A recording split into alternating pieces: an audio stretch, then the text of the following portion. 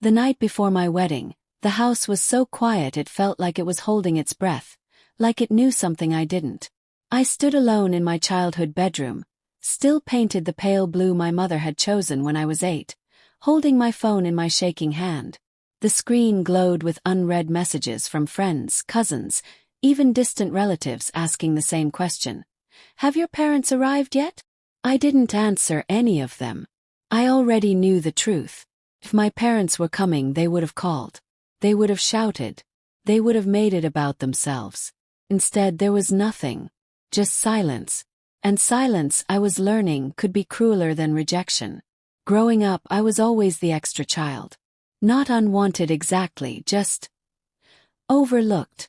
My older brother, Daniel, was the golden one. Star athlete, Ivy League degree, married into money. My younger sister, Lila, was the fragile one, the baby who needed protection, attention, endless understanding. And me. I was the in-between, the quiet achiever. The one who learned early that if I didn't make noise, no one would ask me to leave.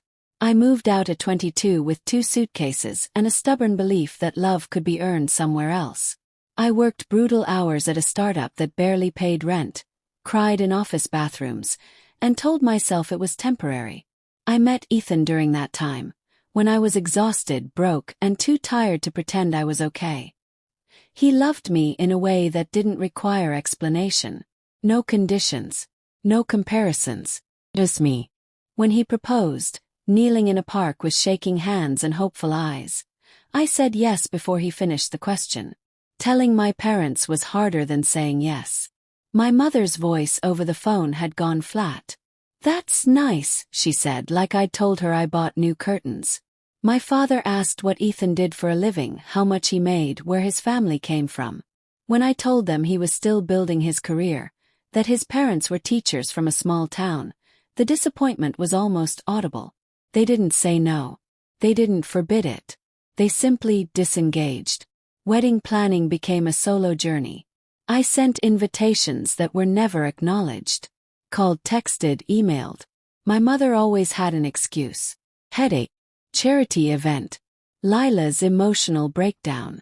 Daniel's business trip. Slowly, painfully, I realized the truth they would never say out loud. My wedding was inconvenient. It didn't fit the image of success they curated so carefully. The morning of the ceremony, I stared at my reflection in the mirror. White dress, trembling hands, eyes rimmed red from crying. I told myself it didn't matter. I was marrying the man I loved. I didn't need them. Still, when I walked down the aisle and saw the empty seats where my parents should have been, something inside me cracked so deeply I wasn't sure it would ever heal. They didn't come. They didn't call. They didn't even send a gift. 4 weeks after the wedding, I carried that absence like a bruise no one else could see. Ethan tried to comfort me, but there are some wounds love can't immediately fix. I threw myself into work, determined to prove to them, to myself, that I was worth something. The startup failed. I lost my job. I cried on the kitchen floor while Ethan held me and whispered that we'd be okay. That night, I made a promise to myself. No one would ever have the power to make me feel invisible again. I started over. Took risks.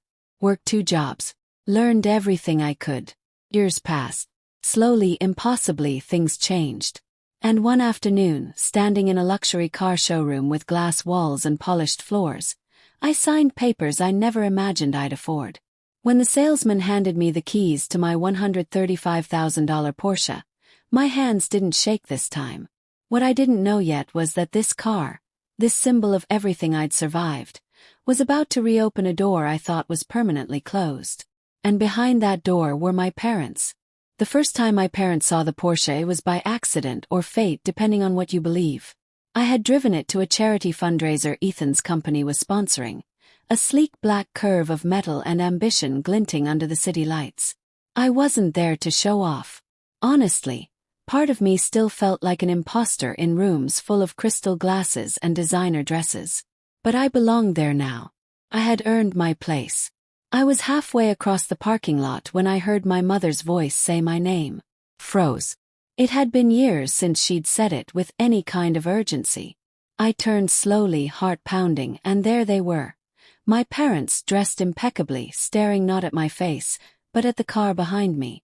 "That's yours?" my father asked, his tone sharp with disbelief. He nodded. "Yes." The silence stretched. My mother's eyes flicked from the Porsche back to me, recalculating something behind her carefully practiced smile. "We had no idea you were doing so well," she said. Her voice was warm now. Interested. Course it was. That night, my phone rang for the first time in years. My father invited us to dinner. My mother asked about my work, my investments, my life. They laughed too loudly at my jokes. As for photos, told stories about me to strangers as if they'd always been proud. I should have felt vindicated. Instead, I felt hollow. They hadn't missed me. They had missed the idea of success. Over the next few months, they reinserted themselves into my life like nothing had happened. Family gatherings, group chats, invitations I'd never received before. And every time the Porsche was mentioned, casually, as if it were the reason I existed again. Ethan noticed. He saw the tension in my shoulders, the way my smile tightened whenever my mother touched my arm too familiarly. "You don't owe them anything," he reminded me gently. I nodded, but part of me still hoped, foolishly, that maybe this time was different. Maybe they had changed. Then came the request. It was over dinner, dessert barely touched. My father cleared his throat. "Daniel's business is going through a rough patch," he said. "Temporary. But he could use some help." I didn't answer immediately. I already knew where this was going. "You're in a position to help," my mother added softly. "Family helps family." I looked at their faces, hopeful, entitled, expectant, and suddenly I was 20 years old again, standing in the shadows of their approval. But this time something inside me didn't shrink. "I'll think about it," I said.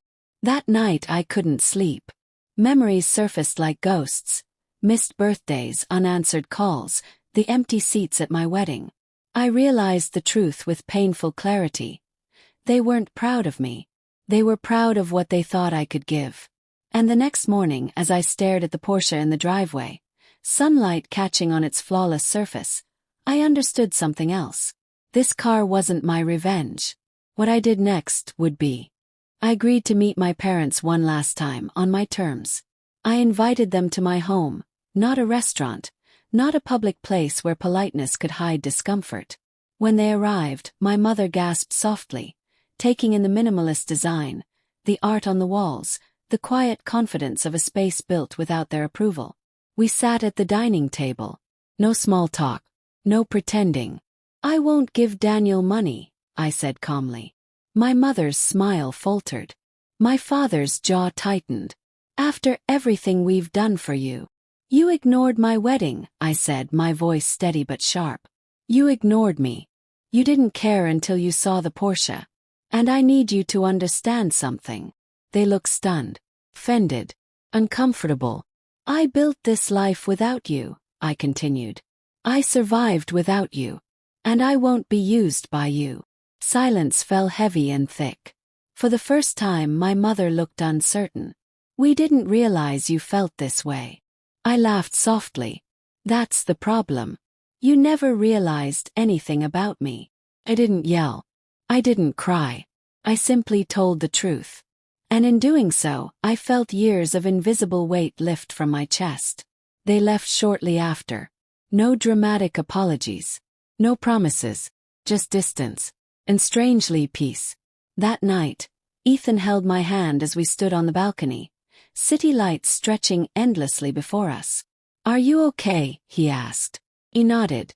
And this time I meant it. I had spent so long trying to be seen by people who were blind to my worth. But standing there, free, loved, whole, I finally understood the most powerful lesson of all. I didn't need their recognition. I had my own. And as I watched my reflection in the glass, stronger, surer, no longer waiting, I smiled, knowing that the girl who was once ignored had become a woman who could never be erased again.